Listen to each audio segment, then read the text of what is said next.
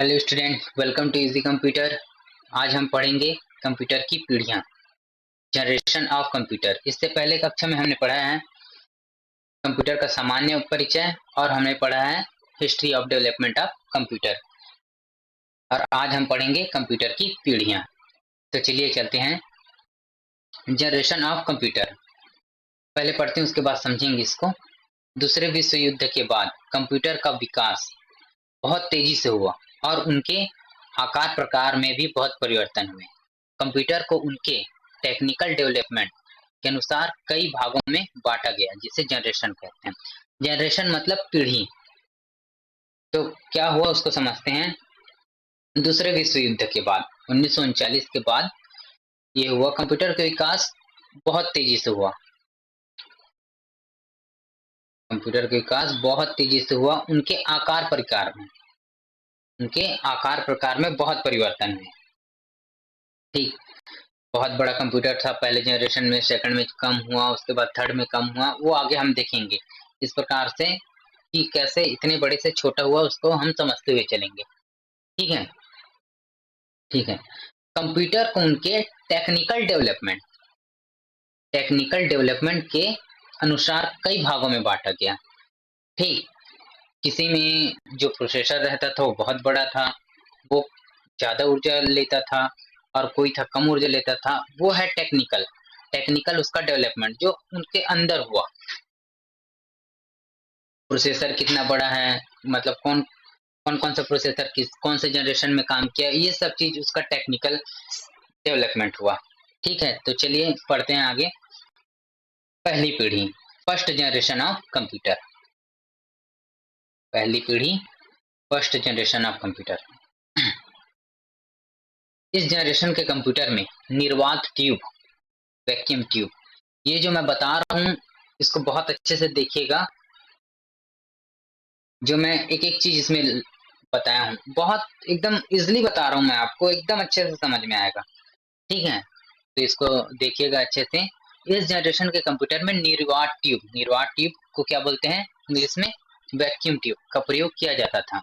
इस जनरेशन का समय 1942 से 1955 तक माना जाता है। ठीक, software are ready to machine language and low level language. Software को मशीन लैंग्वेज में और लो लेवल लैंग्वेज में तैयार किया जाता था। ठीक, ये आकार में बड़े तथा अधिक ऊर्जा खपत करने वाले थे। इनकी भंडारण क्षमता, स्टोरेज कैपेसिटी कम तथा गति मंद होती थी। इसमें गलती होने की संभावना अधिक होती थी और वैक्यूम ट्यूब अधिक ऊष्मा उत्पन्न करने के कारण इसे वातानुकूलित वातावरण में रखना पड़ता था। डाटा तथा सूचना के भंडारण के लिए पंच कार्ड का उपयोग होता था। ठीक है, तो ये क्या थे, आकार में बहुत बड़े थे। फर्स्ट जनरेशन के जो कंप्यूटर थे वो आकार में बड़े थे और अधिक ऊर्जा खपत करते थे। बड़े हैं तो अधिक ऊर्जा लगेगा ही इनको। ठीक है, और इनकी जो स्टोरेज कैपेसिटी थी, जो भंडारण क्षमता थी, वो बहुत ही एकदम मंद थी, एकदम धीमी थी। और इसमें गलती होने की भी संभावना बहुत अधिक होती थी। ठीक, और ये जो वैक्यूम ट्यूब है, वैक्यूम ट्यूब अधिक ऊष्मा उत्पन्न करता था। इस कारण इसे वातानुकूलित वातावरण में रखना पड़ता था। इस वैक्यूम ट्यूब को एसी में रखना बहुत जरूरी था, क्योंकि बहुत जल्दी गर्म होता था। और गर्म, अभी भी जो कंप्यूटर हमारे पास है उसको भी अगर अधिक गर्मी हो तो वो अच्छे से काम नहीं करता, बंद हो जाता है। ठीक है, तो इस कंप्यूटर को वैक्यूम ट्यूब जिसमें लगा था प्रोसेसर, उसको एसी में रखना बहुत जरूरी था। ठीक, और डाटा और सूचना के भंडारण के लिए पंच कार्ड का उपयोग किया जाता था। ठीक, अब आगे बढ़ते हैं। इस पीढ़ी के कंप्यूटर की गति मिली सेकंड में थी। ठीक, ये जो पहला जनरेशन है, फर्स्ट जनरेशन ऑफ कंप्यूटर, उसकी गति मिली सेकंड में थी। और उसके कुछ उदाहरण हैं, मार्क 1, एनिएक और यूनिवेक। ठीक, इसमें आपको याद क्या रखना है, ये जो सन है कि कब से कब तक पहला जनरेशन था और पहले जनरेशन में का क्या उपयोग होता था, ये याद करना है। ये उसका प्रोसेसर हुआ वैक्यूम ट्यूब, और पंच कार्ड उसका मेमोरी हुआ। ठीक, तो इसको और अच्छे से समझते हैं। चलिए, ये है फर्स्ट जनरेशन ऑफ कंप्यूटर। ये पहले जनरेशन का कंप्यूटर है। ये लगभग 15 मीटर लंबा होता था। ठीक, और ये जो वैक्यूम ट्यूब है ये बहुत बड़े होते थे और ये अधिक ऊष्मा भी उत्पन्न करते थे। ठीक, ये है वैक्यूम ट्यूब। ये फर्स्ट जनरेशन ऑफ कंप्यूटर, ये वैक्यूम ट्यूब। और ये है पंच कार्ड, ये उसका मेमोरी हो गया। इतना समझ में आ गया आपको? पहला जनरेशन के कंप्यूटर क्या था कि उसमें वैक्यूम ट्यूब का उपयोग हुआ और मेमोरी के रूप में पंच कार्ड का उपयोग होता था और बहुत बड़े होते थे पहले पीढ़ी के कंप्यूटर। ठीक, इतना समझ में आ गया। अब चलते हैं दूसरी पीढ़ी के कंप्यूटर। इस पीढ़ी के कंप्यूटर का समय सन 1956 से 1964 तक माना जाता है। इस पीढ़ी के कंप्यूटर में निर्वात ट्यूब की जगह सेमीकंडक्टर ट्रांजिस्टर ने ले लिया। ठीक, अब क्या हुआ कि निर्वात ट्यूब जो बहुत बड़े होते थे उसकी जगह किसने ले लिया? सेमीकंडक्टर ने, सेमीकंडक्टर ट्रांजिस्टर ने ले लिया। ठीक, जो अपेक्षाकृत निर्वात ट्यूब से हल्के, छोटे और कम विद्युत खपत करने वाले होते थे। मतलब उनसे हल्के भी होते थे, उनसे छोटे भी होते थे, उसमें ऊष्मा भी कम लगता था। ठीक, लेकिन इसको भी एसी में रखना होता था। पहले पीढ़ी के खत्म होते होते डॉक्टर ग्रेस हापर द्वारा असेंबली लैंग्वेज का आविष्कार कर लिया गया। इस पीढ़ी के कंप्यूटर के लिए सॉफ्टवेयर असेंबली लैंग्वेज में तैयार किया गया, जो कि याद रखना भी सरल था और सॉफ्टवेयर तैयार करना भी आसान था। डाटा तथा सूचना के भंडारण के लिए मैग्नेटिक टेप तथा magnetic disk, magnetic storage device का प्रयोग किया गया था। अब क्या हुआ, पहले पीढ़ी के कंप्यूटर में क्या था? निर्वात टिप था जो बहुत बड़ा था।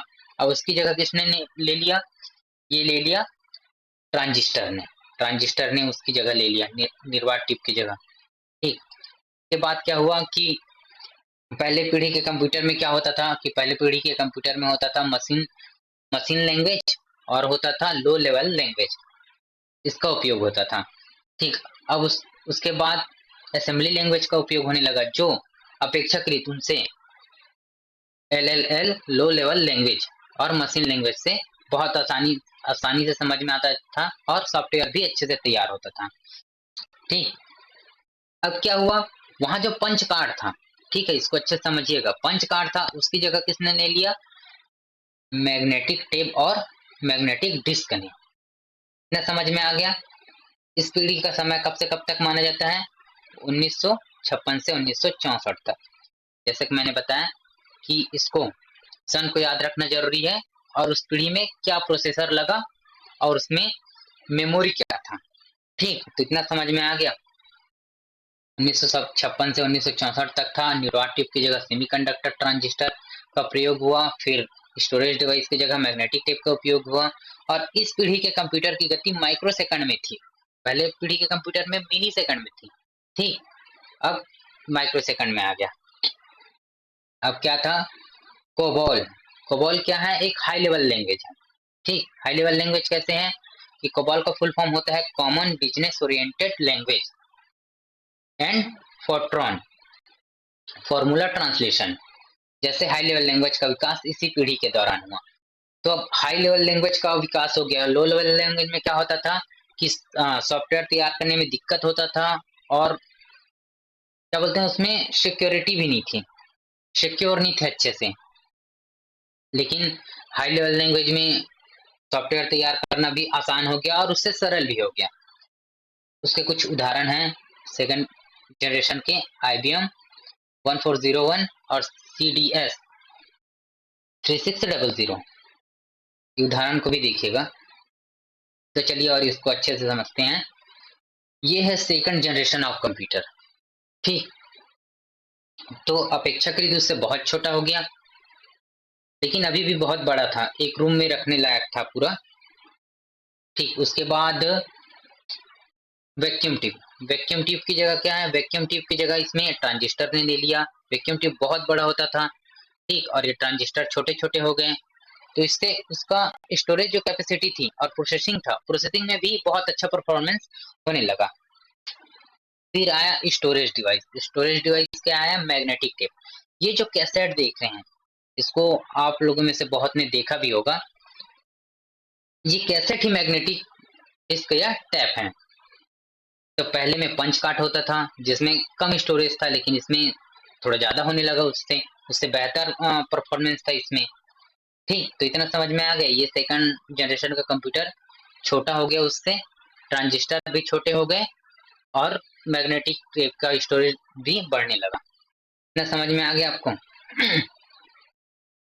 अब चलते हैं आगे। थर्ड जनरेशन ऑफ कंप्यूटर, तीसरी पीढ़ी। थर्ड जनरेशन ऑफ कंप्यूटर, इस पीढ़ी के कंप्यूटर का समय सन 1965 से 1975 तक माना जाता है। इस पीढ़ी के कंप्यूटर में ट्रांजिस्टर, ये जो ट्रांजिस्टर है वो सेकंड जनरेशन ऑफ कंप्यूटर में लगता था, उसकी जगह इंटीग्रेटेड सर्किट, जिसको हम आईसी चिप भी बोलते हैं, इंटीग्रेटेड सर्किट का प्रयोग होने लगा। एक आईसी चिप में सैकड़ों ट्रांजिस्टर समाहित हो जाते थे। अब एक आईसी चिप में सैकड़ों ट्रांजिस्टर हो रहा है, मतलब इसका जो प्रोसेसिंग है वो भी बढ़ेगा। पहले में तो कम ही था, पहले में कम था, उसके बाद दूसरे में क्या हुआ कि उसमें भी छोटा छोटा लगने लगा सेकंड जनरेशन में। फिर अपना थर्ड जनरेशन आया, उसमें प्रोसेसर का जो स्पीड है एक साथ बहुत सारे लगने लगे, उससे स्पीड बढ़ती गई। ठीक, एक आईसी चिप में सैकड़ों ट्रांजिस्टर समाहित हो जाते थे, जिससे कंप्यूटर का छोटा रूप संभव हो पाया। कि अब छोटे रूप में आ गया क्योंकि हर चीज का रूप छोटा होते जा रहा है। वैक्यूम ट्यूब बहुत बड़ा था, फिर ट्रांजिस्टर छोटा हुआ और उससे भी छोटा हुआ इंटीग्रेटेड सर्किट। ठीक है, चलते हैं इसके आगे। जिससे कंप्यूटर का छोटा रूप संभव हो पाया, भंडारण के लिए मैग्नेटिक टेप थर्ड डिस्क की क्षमता में वृद्धि हुई। अभी भी जो स्टोरेज डिवाइस था वो मोस्टली सेम था, लेकिन उसकी जो क्षमता है उसमें वृद्धि होती गई। जैसे पहले था 250 MB रहा होगा, फिर 5 MB हुआ, फिर 1 GB हुआ। तो ऐसे मैग्नेटिक टेप का उसकी क्षमता में वृद्धि होती गई। और इसी जनरेशन में, थर्ड जनरेशन ऑफ कंप्यूटर में, रैम का भी आविष्कार हुआ, रैंडम एक्सेस मेमोरी। रैम के कारण कंप्यूटर की गति में वृद्धि हुआ, कंप्यूटर का व्यावसायिक व व्यक्तिगत उपयोग आरंभ हुआ। ट्रांजिस्टर और इंटीग्रेटेड सर्किट दोनों सिलिकॉन या जर्मेनियम से बने होते हैं। ये आप अच्छे से नोट डाउन कर लीजिएगा कि जो ट्रांजिस्टर है और ये जो आईसी चिप है वो किससे बने होते हैं? सिलिकॉन या जर्मेनियम से। ठीक, इस पीढ़ी के कंप्यूटर की गति नैनो सेकंड में थी। पहले मिली, फिर माइक्रो, अब नैनो सेकंड में आ गया। इसके कुछ उदाहरण हैं IBM 360 और PDP 11। तो ये है आपका मैग्नेटिक टैप। ठीक, पहले ऐसा कैसेट टाइप का था, लेकिन इसकी क्षमता में वृद्धि हुई, फिर ये कूल होते गया। उसके बाद ये आया प्रोसेसर, इंटीग्रेटेड सर्किट। वो जो ट्रांजिस्टर थे, ऐसे ट्रांजिस्टर, वो इसमें इंटीग्रेटेड सर्किट में बहुत सारे आ जाते थे। एक इंटीग्रेटेड सर्किट में बहुत सारे ट्रांजिस्टर आ जाते थे। ठीक है, इससे उसका प्रोसेस भी बढ़ने लगा। और ये है थर्ड जनरेशन ऑफ कंप्यूटर। जैसे कि इसमें बताया कि सैकड़ों ट्रांजिस्टर, अब इतना बड़ा है, इसमें लगा है एक ठो। ठीक है, एक ठो दो ठो जो भी है लगा है, तो ये बड़ा रूप दिखाएगा ही। लेकिन इस वाले कंप्यूटर में छोटे से ही में, इतने से में सैकड़ों चिप आ गए, ट्रांजिस्टर समाहित हो गया, तो ऑब्वियसली ये छोटा होगा ही। तो ये थर्ड जनरेशन का कंप्यूटर है। ठीक, ये पिक्चर को भी देखते रहिएगा आप, मतलब ये माइंड में क्लिक करेगा आपके। अगर कुछ भूल जाएंगे तो इसको भी समझ में आ जाएगा आपको देख के। ठीक, तो इससे इस पीढ़ी का टाइमिंग क्या था? 1965 से 1975 तक माना जाता है। ठीक है, और इसमें ट्रांजिस्टर की जगह किसने ले ली थी? आईसी चिप ने, इंटीग्रेटेड सर्किट ने ले ली थी। ठीक है, और इसी बीच में रैम का भी विकास हुआ, आविष्कार हुआ, तो कंप्यूटर की गति में बहुत तेजी आई। ठीक, अब ये हो गया तीसरे जनरेशन का, थर्ड जनरेशन ऑफ कंप्यूटर का समय। अब आगे बढ़ते हैं। Fourth generation of computer. इस पीढ़ी के कंप्यूटर का समय सन 1976 से 1989 तक माना जाता है। इस पीढ़ी के कंप्यूटर में इंटीग्रेटेड सर्किट चिप की जगह माइक्रोप्रोसेसर LSL लार्ज स्केल इंटीजनरेशन, ठीक, and VLSL very large scale integration का प्रयोग किया गया। ठीक है, इतना समझ में आ गया आपको कि इस पीढ़ी में क्या हुआ कि अब वो जो आईसी चिप था उसकी जगह किसने ले ली, माइक्रो प्रोसेसर ने ले ली। उसमें भी क्या था कि लार्ज स्केल इंटीग्रेशन तथा वेरी लार्ज स्केल इंटीग्रेशन का प्रयोग किया गया। एक माइक्रो प्रोसेसर चिप में सैकड़ों आईसी समाहित हो जाते थे। अब क्या हुआ कि एक जो ट्रांजिस्टर था, एक जो इंटीग्रेटेड सर्किट था उसमें हजारों ट्रांजिस्टर आ जाते थे। अब वैसे क्या हुआ कि एक जो माइक्रो प्रोसेसर था उसमें हजारों इंटीग्रेटेड सर्किट समाहित हो जाते थे। ठीक, माइक्रो प्रोसेसर के इस्तेमाल से अत्यंत छोटा और हाथ में लेकर चलने योग्य कंप्यूटर का विकास हुआ, जिसे हम पर्सनल कंप्यूटर कहते हैं या फिर पीसी कहते हैं। भंडारण के लिए मैग्नेटिक टेप तथा मैग्नेटिक डिस्क की जगह सेमीकंडक्टर मेमोरी ने ले ली। उच्च गति वाले नेटवर्क जैसे लैन वैन का आविष्कार इसी से हुआ। Local area network, wide area network. Local area network मतलब जो आपके एक ऑफिस है उसमें रहेगा, और वाइड एरिया मतलब आपके जो शहर में है वहां से होगा। ठीक है, फिर इसको समझते हैं क्या हुआ यहाँ की जो आईसी चिप था, इंटीग्रेटेड सर्किट चिप, उसकी जगह माइक्रो प्रोसेसर ने ले लिया। और उसके बाद एक माइक्रो प्रोसेसर में सैकड़ों ऐसे चिप आ जाते थे। तो चलिए इसको समझते हैं। ये है फोर्थ जनरेशन ऑफ कंप्यूटर और ये है माइक्रो प्रोसेसर। ठीक, अब ये जो सेमीकंडक्टर मेमोरी, ये जो है सेमीकंडक्टर मेमोरी, जो देखेंगे आपके पास जो मोबाइल फोन में भी लगा रहता है, ये वाला मेमोरी है। ठीक है, इतने तक आपको समझ में आ गया। इस जनरेशन का टाइमिंग ये कितने से कितने तक था, 1976 से लेके 1989 तक माना जाता है।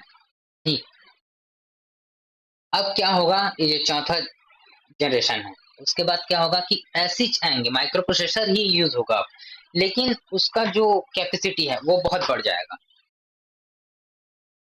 अभी तो कम ही है, फोर्थ जनरेशन में कम था, आज देखेंगे तो उसका प्रोसेसर बहुत बढ़ गया है। ये कंप्यूटर फोर्थ जनरेशन में था। ठीक है, ये कंप्यूटर तो आप में से बहुत लोग चलाए भी होंगे, तो इसको भी ध्यान से देखिएगा। ठीक, इसका उदाहरण है IBM PC, एप्पल PC। इस पीढ़ी के कंप्यूटर की गति पिको सेकंड में थी। ठीक, तो यहां तक किसी को दिक्कत, अगर कोई भी डाउट रहता है आपको तो आप कमेंट बॉक्स में हमसे पूछ सकते हैं। चलिए आगे बढ़ते हैं। ये है फिफ्थ जनरेशन ऑफ कंप्यूटर, पांचवी पीढ़ी, फिफ्थ जनरेशन ऑफ कंप्यूटर। इस पीढ़ी के कंप्यूटर का समय सन 1990 से अब तक माना जाता है। ठीक है, ये पांचवा जो जनरेशन चल रहा है वो अभी भी चल ही रहा है। ठीक, इस पीढ़ी के कंप्यूटर में माइक्रो प्रोसेसर ही था। जैसे कि मैंने आपको बताया कि अब जो प्रोसेसर आएगा माइक्रो प्रोसेसर ही आएगा, लेकिन पिछले वाले में क्या था कि लार्ज स्केल इंटीजनरेशन था। अब इसमें क्या हुआ कि अल्ट्रा लार्ज स्केल इंटीग्रेशन। ठीक, फिर उसके बाद आया सुपर लार्ज स्केल इंटीग्रेशन। इसको आप ध्यान से समझिएगा। पहले में क्या था, जो चौथा पीढ़ी था उसमें large scale integration and very large scale integration. उसके बाद आया माइक्रो प्रोसेसर में ही ultra large scale integration and super large scale integration का प्रयोग किया गया। अब क्या हुआ कि भंडारण के लिए, जो स्टोरेज के लिए भी चाहिए था, उसकी जगह ले ली ऑप्टिकल डिस्क ने। जैसे अब ऑप्टिकल डिस्क में क्या क्या आ गया, सीडी आ गया, डीवीडी आ गया और ब्लू रे आ गया। डिस्क का विकास हुआ जिनकी क्षमता बहुत अधिक थी, इसका विकास हुआ और इनकी जो क्षमता थी वो बहुत अधिक थी इसके मुकाबले। जो पहले जो मैग्नेटिक टेप वगैरह थे उसके मुकाबले सीडी डीवीडी वाले जो फॉर्मेट था उसका बहुत अधिक स्टोरेज था उसमें। ठीक, तो इसको समझते हैं। ये जो है एआई, ठीक, आर्टिफिशियल इंटेलिजेंस, ये मल्टी, उसके बाद देखिए यहाँ से अब क्या हुआ, उस सीडी डीवीडी या ब्लू रे डिस्क का विकास हुआ जिनकी भंडारण क्षमता बहुत अधिक हो गई। दो प्रोसेसर को एक साथ जोड़कर या पैरेलल प्रोसेसिंग द्वारा कंप्यूटर प्रोसेसर की गति को अत्यंत तीव्र बनाया गया। मल्टीमीडिया तथा एनिमेशन के कारण कंप्यूटर का शिक्षा तथा मनोरंजन आदि के लिए भरपूर उपयोग किया गया। ठीक, तो क्या हुआ अब आर्टिफिशियल इंटेलिजेंस क्या क्या है, मतलब कि ऐसा कंप्यूटर बनाने वाले हैं आप कि स्वतः ही सोच सके वो, जैसे मनुष्य करता है। इस बेस पे काम हो रहा है। और अभी के जो कंप्यूटर हैं उसमें पेंटियम पीसी, सुपर कंप्यूटर, ये सब चीजें। फिफ्थ जनरेशन ऑफ कंप्यूटर के उदाहरण में ये हुआ जो अभी हम चलाते हैं कंप्यूटर। उसके बाद उसका जो प्रोसेसर था वो माइक्रो प्रोसेसर ही था, ठीक, और उसमें जो स्टोरेज कैपेसिटी थी वो डीवीडी सीडी ब्लू रे इसके थ्रू थी। तो यहाँ तक किसी को दिक्कत, 5 पीढ़ी पर पढ़ ली हम लोग, और यहाँ तक तो मेरे को नहीं लगता किसी को दिक्कत आया होगा। अगर आपको कोई भी दिक्कत है तो आप पूछ सकते हैं हम।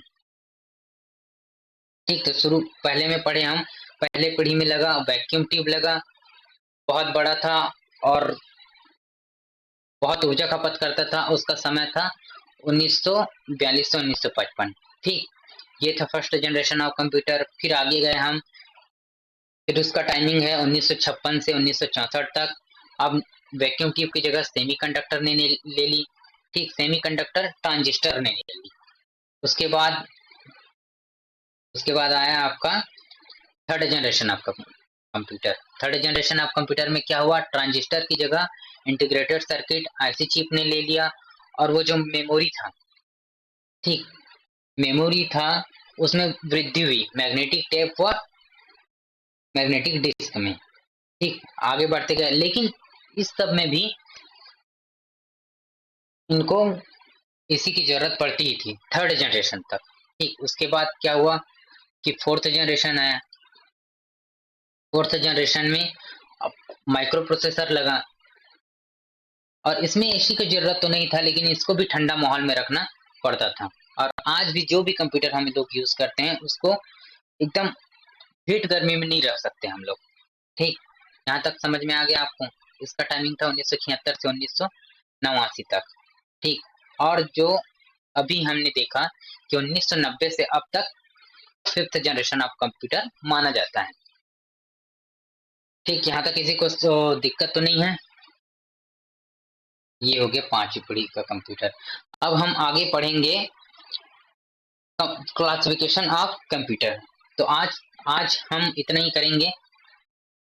इसके बाद देखेंगे क्लासिफिकेशन ऑफ कंप्यूटर, देखेंगे जो कि रहेगा उसके आकार के हिसाब से कौन कौन सा क्या काम करता है, उसके पद्धति के हिसाब से रहेगा।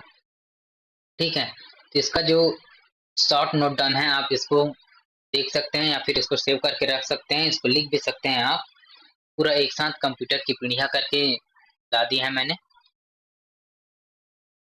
ठीक, पहले पीढ़ी, फिर हार्डवेयर, फिर सॉफ्टवेयर, फिर मेमोरी, फिर गणना, समय, उपयोग, विशेषता, उदाहरण और गुण और दोष, सब एक ही में बता दिया मैंने। पहले पीढ़ी का क्या करता था, निर्वात ट्यूब लगता था, मशीन भाषा का उपयोग हुआ, फिर पंच कार्ड मेमोरी का टाइप का हुआ। ये आप एक बार अच्छे से देख लीजिएगा, ये जो मैंने आपको बताया है ये पूरे का सार है। ठीक, उसके बाद इसको और अच्छे से समझने के लिए आप देख सकते हैं जनरेशन ऑफ कंप्यूटर। पहले जनरेशन में वैक्यूम ट्यूब लगा, सेकंड जनरेशन में ट्रांजिस्टर लगा, थर्ड जनरेशन में इंटीग्रेटेड सर्किट लगा, फिर आया फोर्थ जनरेशन में वेरी लार्ज स्केल इंटीग्रेशन लगा। ठीक, फिर इसमें वेरी लार्ज भी था और एल भी था, LSL सॉरी। फिर यह है fifth generation, ultra large scale integration. तो ठीक यहाँ तक समझ में आ गया सबको। तो आज के लिए बस इतना ही। अगर आपको ये क्लास पसंद आती है तो please like and subscribe. Thank you.